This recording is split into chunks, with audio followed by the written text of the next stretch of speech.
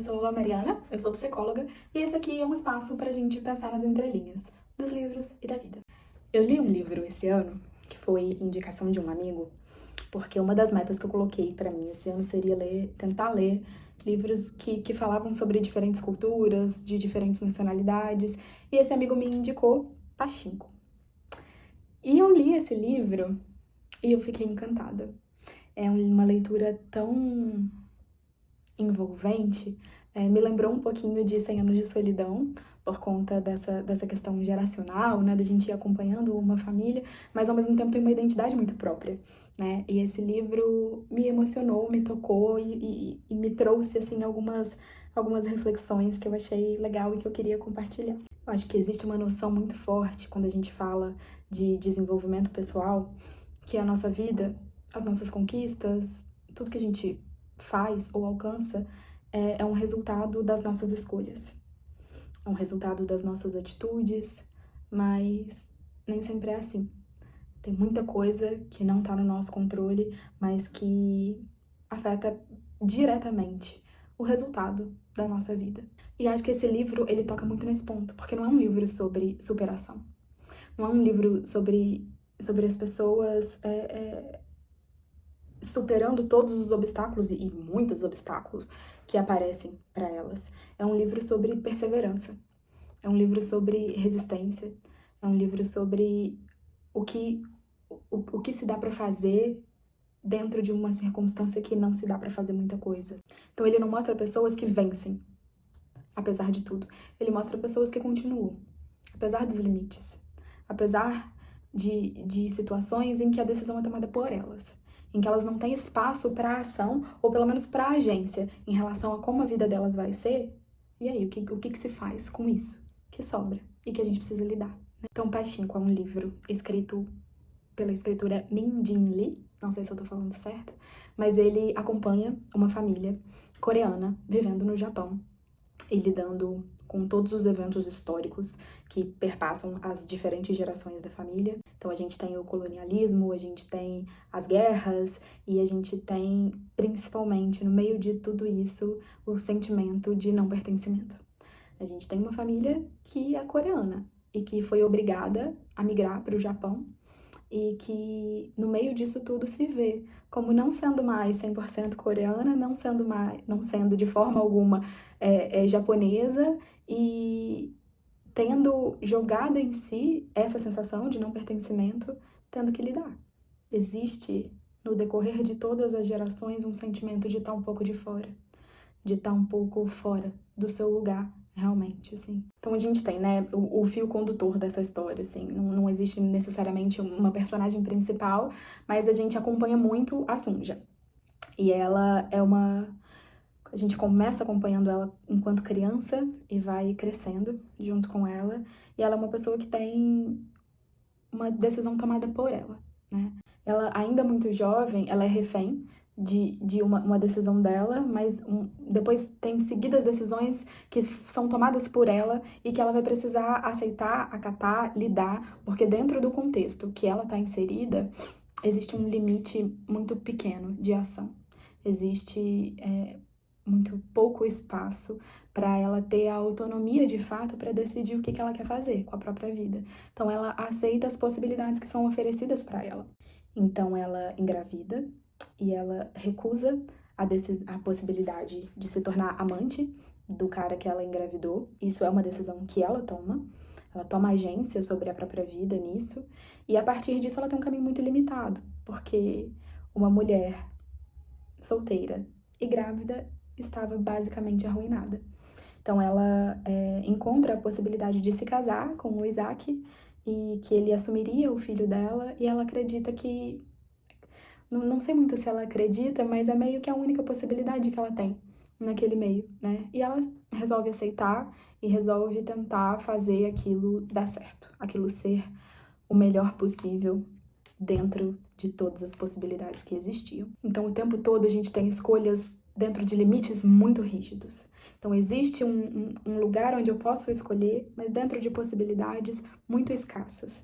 E dessa forma, é a forma que ela vê que ela consegue manter a dignidade dela. Então, ela se casa e ela se muda com o Isaac para o Japão. Esse é um ponto que a gente vê muito na clínica, na psicologia clínica. Muito se fala sobre a responsabilidade pessoal, sobre o quanto que eu me responsabilizo pela vida que eu tenho. E eu acho que isso é de extrema importância.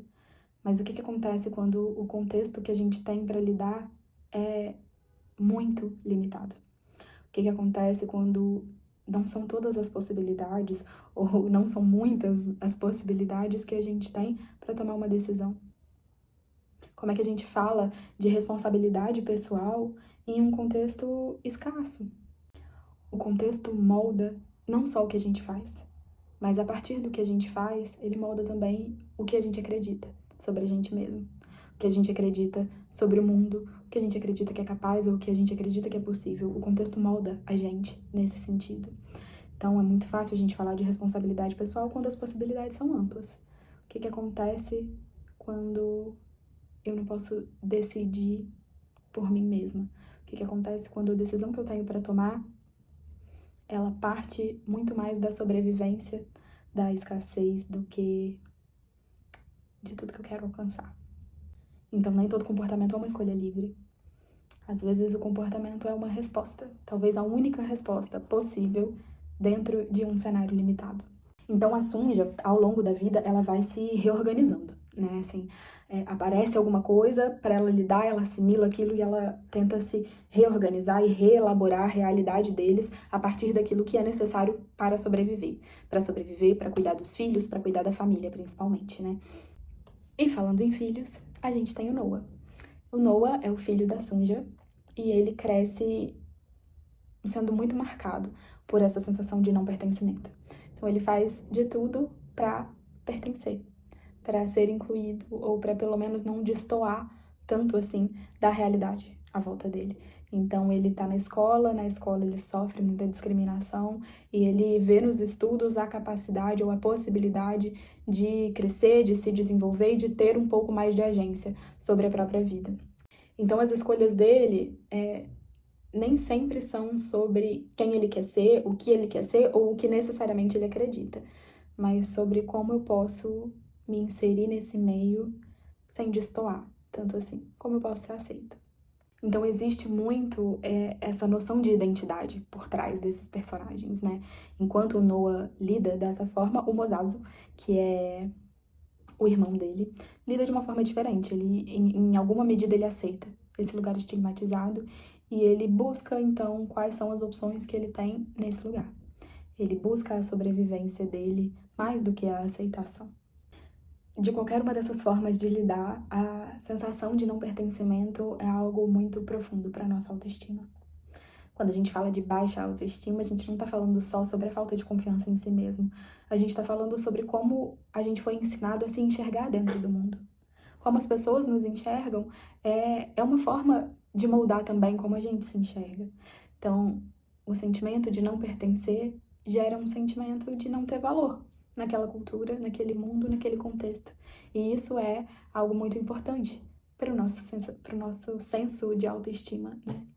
Como é que eu vou esperar cobrar confiança, segurança de uma pessoa que cresceu ouvindo que não era para ela estar ali? De uma pessoa que cresceu ouvindo o contrário, que ela não tem valor, que ela não presta para nada. Então, quando a gente fala que a psicologia não tem como passar por um viés totalmente individual, é disso que a gente está falando. É uma questão relacional, é uma questão contextual. Se eu me relaciono com o mundo desde que eu nasci, como não esperar que esse mundo faça parte da minha noção de quem eu sou? Então a gente começa a acreditar em grandes verdades sobre a gente mesmo. Eu não sou o suficiente, eu não tenho valor, eu não sou bom, eu não tenho lugar, eu não sou amado. Tudo isso que a gente chama de crença, na verdade, são noções aprendidas, são noções assimiladas muitas vezes. E que, claro que, enquanto seres humanos, a gente tem alguma responsabilidade sobre o que a gente acredita e sobre o que a gente faz com isso, principalmente. Mas a gente não tem a responsabilidade necessariamente de ter construído essa visão. E aí, a partir de tudo isso, vem a vergonha. Uma vergonha muito mais profunda, porque não é uma vergonha sobre o que você fez, é uma vergonha sobre quem você é. E isso abala muito. E vem de um sentimento de não se sentir aceito, de não se sentir acolhido por quem se é. E acho que a gente consegue traçar muitos paralelos desse sentimento em relação a diferentes culturas e em diferentes situações em que uma pessoa pode se sentir rejeitada simplesmente por ser quem ela é. E isso gera um grande sentimento de vergonha que é um sofrimento muito profundo para a pessoa, pode se tornar um sofrimento muito profundo para a pessoa. A vergonha é uma emoção natural e adaptativa. Ela é uma emoção que perpassa o nosso social. Ela é importante pra gente se sentir aceito e incluído. Mas quando ela é ensinada desde muito cedo, ela acaba virando verdade e acaba virando um traço da nossa identidade e que é muito difícil da gente contornar e da gente manejar. E essas dores, elas vão passando de geração para geração. Essa identidade e essa forma de se enxergar no mundo, ela vai passando de geração para geração. Então, cada geração lida de uma forma, mas a gente consegue ver o quanto que essa visão, ela vai sendo herdada. Essa visão de mundo e essas, que a gente pode chamar, né, de crenças sobre o mundo, sobre a sociedade em que eles estão inseridos, elas vão sendo herdadas. Algumas pessoas conseguem sair um pouco disso, pensar um pouco diferente, encontrar um pouco mais o seu lugar de estar e de funcionar, mas ainda assim é algo muito forte e presente nessa família, né? Então a gente tem uma história que é muito marcada pelo sacrifício, pela resistência e pelo sacrifício, pelo autossacrifício em prol da família. E a gente vê essas consequências nas outras gerações, né? Essa cobrança por dar certo, por honrar esse sacrifício. E aí eu digo não como se fosse uma coisa errada, uma resposta que não é natural, completamente compreensível, mas é interessante a gente ver esse funcionamento e o quanto que a forma como a gente olha, né, assim, para nossa família, para as outras gerações, para a nossa história em si, a história da nossa cultura, a história de quem a gente é, o quanto que isso molda o nosso senso de identidade, o quanto que isso molda o que a gente mesmo espera da gente, né? Além disso tudo, existe um ponto desse livro que foi uma das coisas que mais me pegou, que foi como ele retrata o protagonismo feminino e a força feminina e a resistência feminina nesses contextos. Então o livro ele atravessa gerações inteiras, mas é principalmente nas mulheres que tá essa força de continuidade e de perseverança da vida. São elas que resistem e que reelaboram e que avaliam as necessidades e que fazem o que elas consideram que precisa ser feito para poder continuar persistindo, para continuar tendo dignidade dentro das limitações que são impostas. São diferentes tipos de força. Muita dessa força está no sacrifício, está no autossacrifício, mas é uma resistência muito grande, é um trabalho muito grande, é um amor muito grande, é uma conexão, uma parceria entre essas mulheres que é o alicerce dessa casa, basicamente, é o que mantém aquela família minimamente estável no meio daquilo tudo, né? É o cuidado e o trabalho, é a negociação, mas a impetuosidade, é a autonomia dentro do que é possível. Então não é romantizado, não é uma forma ilusória de olhar para aquilo, mas é uma forma de se reconhecer também, enquanto mulher, a força que a gente pode ter dentro de um cenário que de forma alguma é o ideal, dentro de um cenário que quebra a gente, que faz a gente perder talvez o otimismo, a esperança, o quanto que é possível, frente a um cenário praticamente catastrófico, olhar e continuar, e perseverar, e ver o que dá para fazer, o que é possível dentro disso. O livro não oferece solução, não oferece respostas para como a gente pode lidar, mas eu acho que é uma grande lição sobre continuar, sobre o que a gente consegue, um passo na frente do outro. E acho que isso tem tudo a ver com a psicologia, com a saúde mental. A gente tem muito pouco controle sobre o nosso contexto. Mas o que a gente faz com o que a gente tem, de fato, controle? Com o que é possível fazer? Como eu me protejo, eu me preservo, eu me valorizo, e me valorizo no sentido de me dar valor. Como eu me dou ou mantenho a minha dignidade, como eu olho para mim como um ser humano que tem valor frente a um cenário em que pode ser difícil de enxergar todas essas coisas. Então hoje no mundo a gente vê tanta notícia que desanima, né? Enquanto mulher, a gente vê no noticiário cada dia uma notícia pior do que a outra. E às vezes pode ser difícil a gente olhar e enxergar alguma possibilidade dentro disso. Mas a gente persevera, porque é o que a gente pode fazer. E dentro disso a gente encontra nas nossas conexões pessoas que se identificam também com a gente, pessoas que são a nossa família e que podem sobreviver junto com a gente a partir desse alicerce, a partir dessa fundação que a gente pode estabelecer juntos também, né? Então acho que tem muita coisa pra gente tirar desse livro, assim, no meio de tanta coisa que a gente precisa se adaptar, continuar a se reconhecer, continuar a entender quem a gente é, qual o nosso valor, o que a gente faz.